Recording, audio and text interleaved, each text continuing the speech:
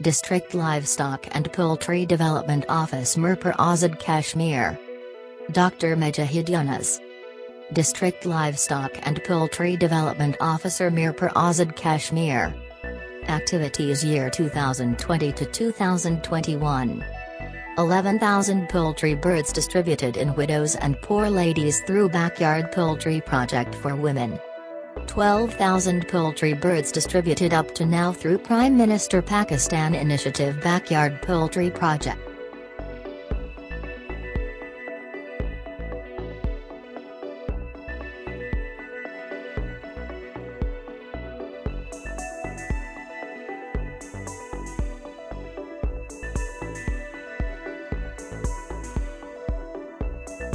Under the supervision of Dr. Ijaz Khan, Director Livestock, Research and Development, they are working hard to serve the people of Azad Jammu Kashmir and especially Mirpur District.